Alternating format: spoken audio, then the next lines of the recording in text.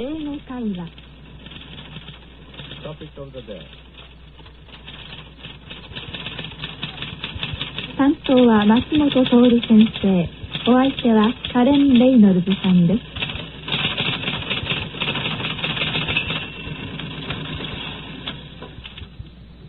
Hello everyone, this is your English conversation program. How are you?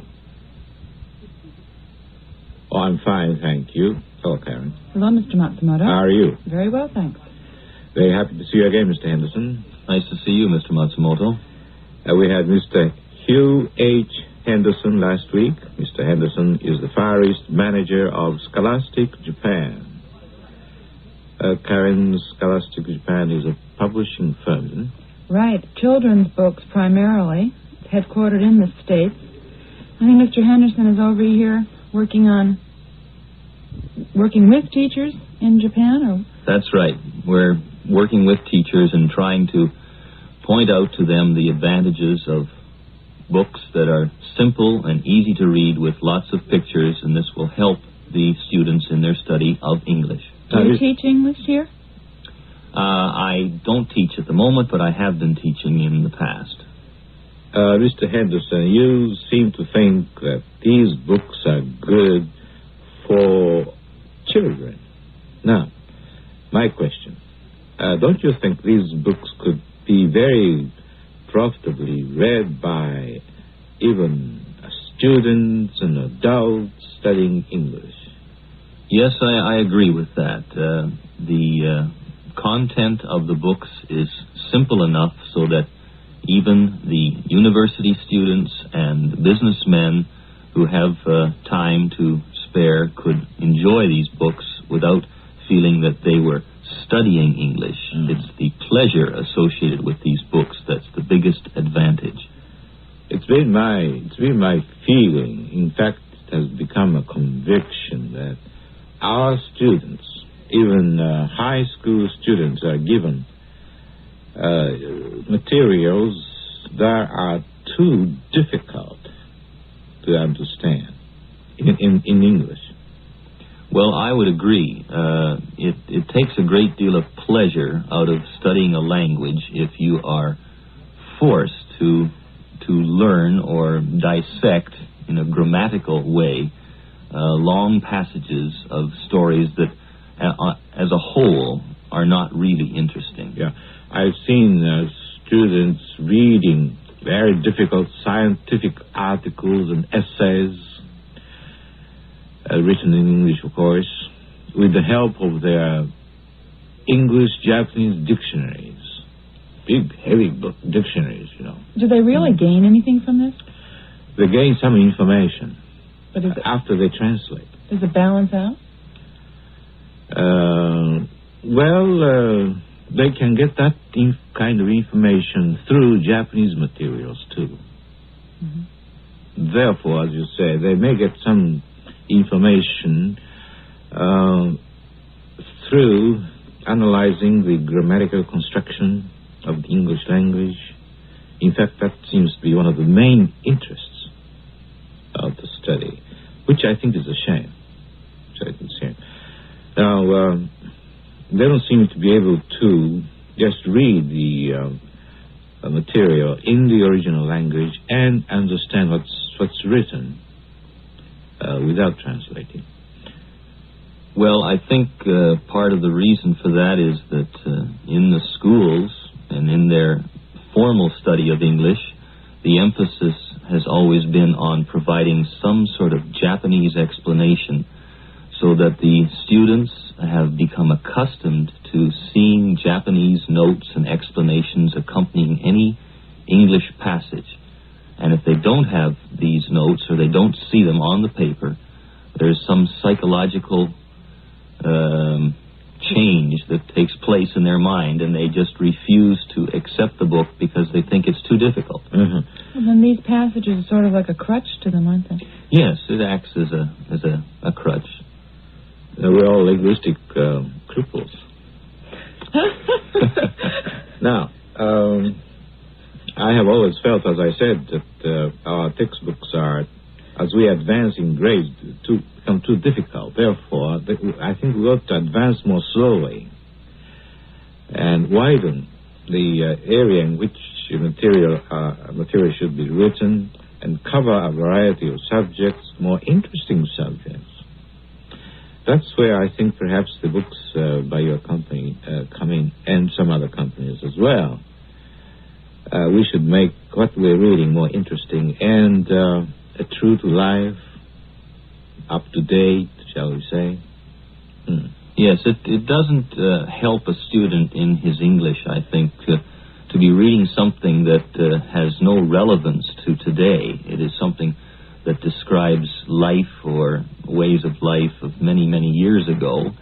He wants to read something in English about other people in the world today, what they're doing today and what they're interested in and what they do in their free time, for example. Exactly. Do you think that this is one of the most common errors in teaching English here? Well, it is.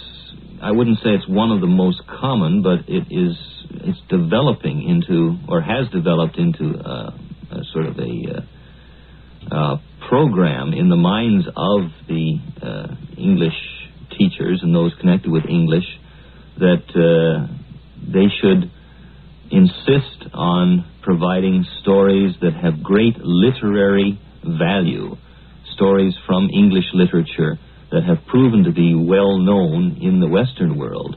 But they forget one thing, that the Japanese student of English is not interested so much in reading that if he can't understand it, and he doesn't want to spend too much time grammatically analyzing these passages because it takes all the pleasure and fun out of learning the language. Right. Now, one more difficulty we seem to have is that of pronunciation. No matter what we say, we don't seem to get understood. And we don't seem to understand what people are saying.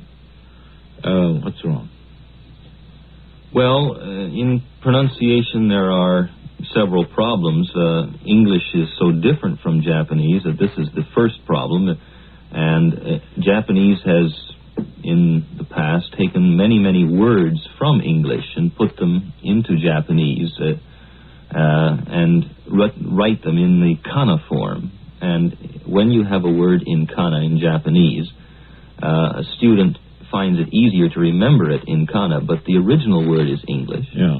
And so when they try to repeat that word in an English conversation, their mind more easily adjusts to the kana pronunciation. Uh-huh.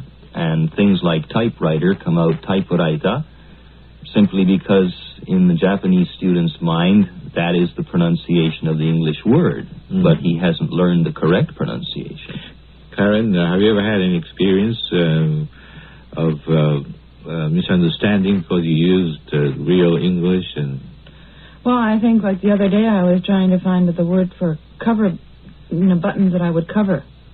So I didn't know how to do it, and I just said it in kana, cover button, and I got what I wanted. So I just tried the other, it works two ways, though. Although I think that it is unfortunate that people do call a book, and their speech and their kana do mix up, and I think that it's a bad habit to get into. And I think that this is one of the problems with the younger people, that you'll hear them saying they speak English, but they don't really. They're speaking kana. I was reading in the paper the other day about an American woman who was invited to have kali rice for ranchi. She got that straightened out later on, though. Now, as you meet English teachers, as you meet students who are studying English in Japan, what do you really suggest that we do? Well, it's a very difficult problem, and there's no easy solution, of course. You can't provide an instant answer to this. My suggestion would be that in my discussions with teachers and educators, that they pay more attention to selecting materials which appeal to the student rather than selecting materials that the teacher thinks are good literature and can be used in the classroom in a grammatical sense. The students are interested in reading things in English. This has been proven. But it's what they are reading that's the most important. And I think the selection of materials is the most important problem at the present time. This would help improve the English education of students. Thank you very much, and I think that explains why you're here. Mr. Henderson, Hugh H. Henderson にいろいろお話を伺いました。皆さんご存知かもしれませんけれど、私もこれで、22年間の英語会話放送生活を終わることになります。今日は総まとめと言っては甚だ大げさになりますけれども、今まで放送してきたことの中から、まとめていろいろお話をしたいと思うんですが、結局、一番ためになることは生の英語をたくさん聞くこと、聞かなければ始まりません。We have to listen to good live English. We have to listen to good live English. それから、これを真似することです。子供親の真似をして言葉を覚えるように、これを真似することです。We have to imitate it. それ以外に手はありません。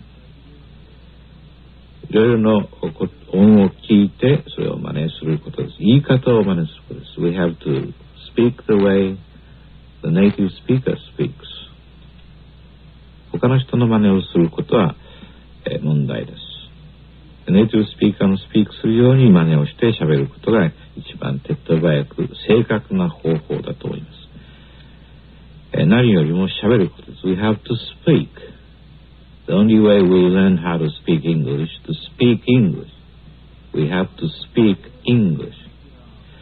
We don't have to translate English into Japanese. In fact, we shouldn't translate English into Japanese. We have to speak English. We have to eventually learn to think in English.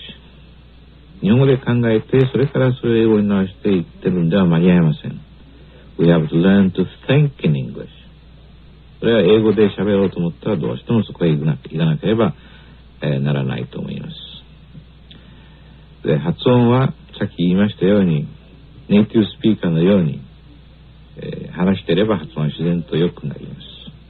あまり細かい発音法を考える必要はありません。体が自然に覚えてくれます。ですから無意識で発音しても正しい発音ができるようにすればいいと思います。暗記をすることも非常にためになります。暗記をするということは、この Thinking in English につながるように暗記しなければダメです。全然意味のわからない英語を暗記してともダメです。それから、英語は英語でわかるようにするということも必要です。We have to understand English in English. Try to understand English words in English. したがって、はじめのうちは図解で、もので、動作で理解します。お母さんを見て、mother, father, car, room 何でもものを見ればわかりますから、いちいちそれをお父さんお母さん部屋だ自動車だと訳す必要ないと思います。そういうふうにもので分かっていると思います。こういうふうにして覚えていってください。 English, understand English in English, listen to good English, imitate good English, think in English, speak English. これをやっていれば自然と話せるようになると思います。And now I'd like to take this opportunity to say thank you to each one of you for so faithfully studying English conversation with me all these years. And even after I have left the program, I hope you'll carry on with Mr. Togo. Thank you, Mrs. Reynolds, and goodbye, everyone. 担当は松本徹先生。お相手はカレン・レイノルズさんでした。英語会話を終わります。